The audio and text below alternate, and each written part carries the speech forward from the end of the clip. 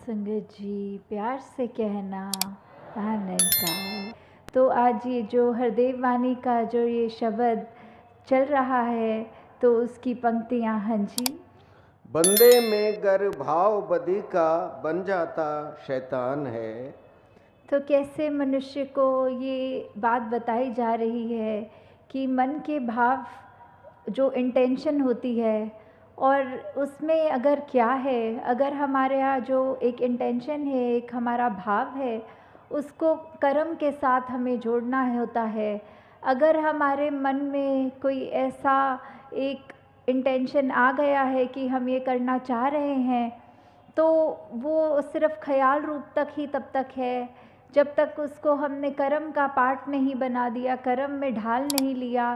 तो वो फिर एक हमारी नियत, हमारा करने का जो मन का भाव है, वो उस तरह हो जाता है कि जैसे एक इंसान अगर गलत सोचेगा तो फिर वो गलत ही करेगा, अगर वो पतन की ओर जाएगा तो फिर एक उसके कर्म उसको और नीचा धकेलेंगे।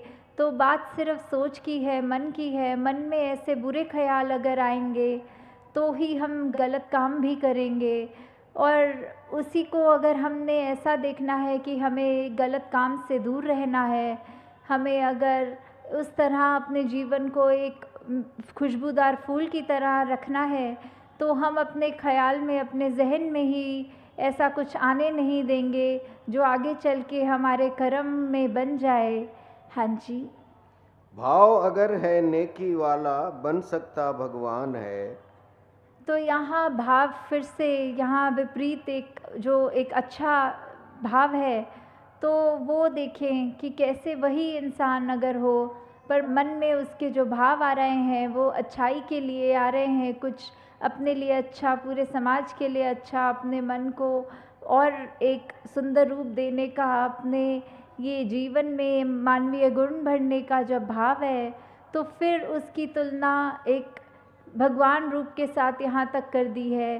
जैसे हमने वो भी उदाहरण देखा हुआ है भाई कन्हैया का, कि ये मन का भाव ही है कि चाहे युद्ध के समय दो अलग सेनाएं हैं, और जो भी जिनको चोट लगी, जो बेहोश होके गिरे या ऐसी हालत हुई शरीर की, तो भाई कन्हैया ने सभी को पानी पिलाया, क्योंकि यही मन का भाव कि सभी अपने हैं।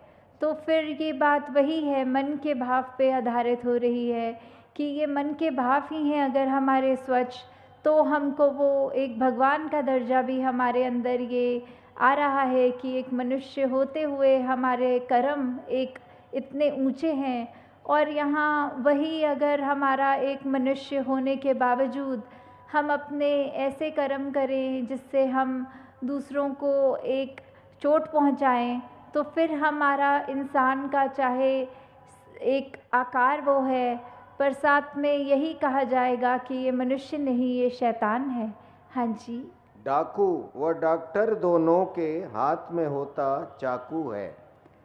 तो जब अगर कोई इंसान अपना इलाज करने जा रहा है डॉक्टर के पास, और वो जो एक सर्जरी होती है, तो डॉक्टर के हाथ में एक सर्जिकल नाइफ़ होती है जिससे उसको वो शरीर को काटना होता है, और वो अंदर जो भी शरीर के खराबी है उसको सही करना होता है।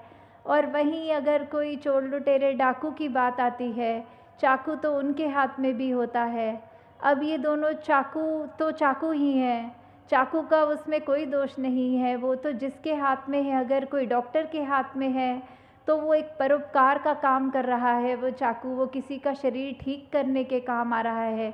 और अगर वही चाकू एक डाकू के या किसी के ऐसे मन में है जिसके भाव ठीक नहीं हैं, तो फिर वो नुकसानदेह कार्य वही चाकू कर देता है। तो कैसे अगर हम ये बात को भी सोचें कि हम अगर अपनी नीयत ही ठीक रखें, तो हमारे लिए जो भी एक सामान है, एक इस दुनिया में जहाँ विचरण कर रहे हैं, पदार्थ हैं हमारे, हमें कैसे उनका हमेशा सदुपयोग ही करना है, ये मानते हुए कि परमात्मा ने दिए हैं तो बस उसका शुक्रिया है। और जो भी हमारे पास साधन है उसको सिर्फ परोपकार के लिए ही लगाएं। हाँ जी।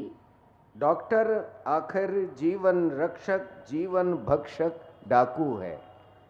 तो यही उदाहरण आगे बढ़ता हुआ कि डॉक्टर ने तो फिर उस चाकू से रक्षा करी है एक इंसान की, और डाकू ने उसी इंसान को नुकसान दे दिया। तो ये बात ऐसी है कि नीयत की ही बात है कि जब एक अच्छा कार्य हमें करना है, हमने उसकी तरफ अपनी ये ध्यान लगाया और सोचा इसको एक रूप दें अच्छा, तो वहीं से ही अगर जिस तरह हम सत्संग में भी आना चाहें, तो हम अपने घर से जब निकलते ही हैं सत्संग के लिए, तो ही हमारे मन में वो अच्छे सुंदर भाव आते हैं कि आज सत्संग जाना है, कुछ सीखना है, अपनी ज़िंदगी को और बेहतर करना है। तो वैसे ही एक अगर हम यात्रा अपनी कर भी रहे होते हैं, उसमें भी हमें ये निरंकार का एहसास लगता है कि टाइम से सत्संग पहुंच जाएं, अच्छे से महात्माओं जो भी बोलेंगे, किस रूप में बोलेंगे, वो सुनेंगे भी, तो भी हमें अपने उसके बाद सत्संग का जब समाप्ति हो जाएगी तो कैसे वो सब भावों को अपने मन में बिठा के, अपने मन के भावों को शुद्ध करके, अपने कर्मों में वो जब तक बातें नहीं डालेंगे तो उसका कोई फ़ायदा नहीं होगा। तो ऐसे ही इसी उदाहरण में भी कि ये डॉक्टर और चाहे एक डाकू की बात है, पर हम इसको किसी भी एस्पेक्ट में देखें, बात सिर्फ इतनी है कि मन अगर हमारा शुद्ध है, हमारी सोच शुद्ध है, तो हमारा एक भाव के बाद हम उसको कर्मों में भी एक शुद्धता डाल सकते हैं। हाँ जी। दिखने में है एक से दोनों, भाव मगर है जुदा जुदा। तो कैसे एक इंसान का जो आकार है वो डॉक्टर का भी वही होता है, डाकू का भी वही होता है, एक अच्छे इंसान का भी एक मूरत, इस दो आँखों, एक नाक, होठ, कान, ऐसा ही दिखता है इंसान वो। पर बात ऐसी आती है कि इंसान को देखकर हम ये जज नहीं कर सकते कि वो कैसा इंसान है। दिखने में सभी इंसान एक जैसे हैं, पर अगर हमें यही देखना है कि कौन इंसान कैसा कर्म कर रहा है, उसी से हमें पता लगता है कि हमें इस इंसान के पास जाना है, ये तो बहुत अच्छी बातें करता है, इसका जीवन देखो कितना सुंदर है, हमें इससे शिक्षा लेनी है, हमने इसके जैसा बनना है। और वहीं दूसरी ओर अगर इंसान हम ऐसा देखें जो कठोर वचन भी बोल रहा है, खुद भी परेशान है, औरों को भी परेशान कर रहा है, तो हम हरगिज़ उस इंसान के पास नहीं जाना चाहेंगे।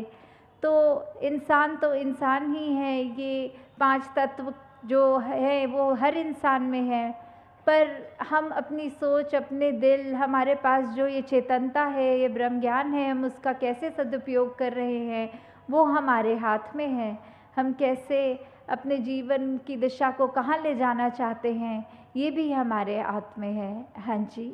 एक बुराई करता हरदम, एक भलाई करे सदा।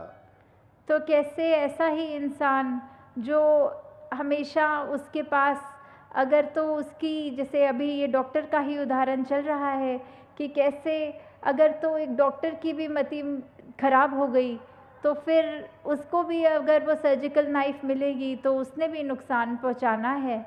और एक अगर डाकू का भी उस समय हृदय में परिवर्तन आ जाए तो उसने भी वो चाकू हाथ में होते हुए किसी के चोट नहीं पहुंचा सकता।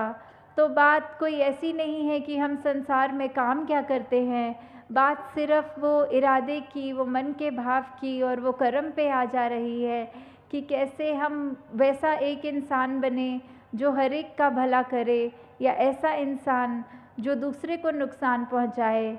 जैसे एक उदाहरण, एक अगर कुत्ते का आ रहा है जहन में कि कैसे एक शीश महल होता है जिसमें बहुत सारे अलग तरह के शीशे होते हैं, खड़े होके देखा जाए तो उसमें एक में पतले नज़र आएंगे, एक में मोटे, और किसी में उल्टे अजीब तरह से जो हमारे आकार हमें दिखते हैं। तो ऐसे ही एक शीश महल में एक कुत्ता एक दिन बंद हो गया और फिर उसने जब अपने आप को इस तरह देखा, तरह तरह के आकार में, तो वो पहले तो डर गया, पर उसको ध्यान में आया कि ये इतने सारे अजीब से कुत्ते हैं आसपास, मैं क्यों ना सभी को डरा दूं। तो वो अपनी पूरे दम से उनकी ओर भौंकता गया, पूरी रात भौंकता गया। और सुबह जब उसको शीश महल में और कोई व्यक्ति घुसे तो देखा वो कुत्ते की यात्रा समाप्त हो चुकी थी, वो उसकी मृत्यु हो गई थी। तो भाव इसके पीछे क्या है? वो कुत्ते ने तो सोचा मैं दूसरों को डराऊं, मैं दूसरों के लिए, क्योंकि वो मुझसे अलग दिख रहे हैं, मैं उनका नुकसान करूं। पर हकीकत में तो वो सिर्फ आईना ही था। वो अपने आप को ही इस तरह डरा रहा था, वो अपने आप का ही इस तरह नुकसान कर रहा था कि सुबह तक उसके शरीर में जान ही नहीं रही। तो दासी यही अंत में शुभकामना कर रही है कि सभी के जो जीवन है वो भक्ति में रच जाए, सेवा सिमरन सत्संग, और ये जो किस तरह हमें निरंकार का एहसास में रंगे रहना है 24 घंटे, ऐसा जीवन हर एक के हिस्से आए। हमें अपनी ज़िंदगी से ये मन में भाव हटा दें कि हमको परमात्मा ने कुछ कम दिया है या दूसरे को ज़्यादा दिया है।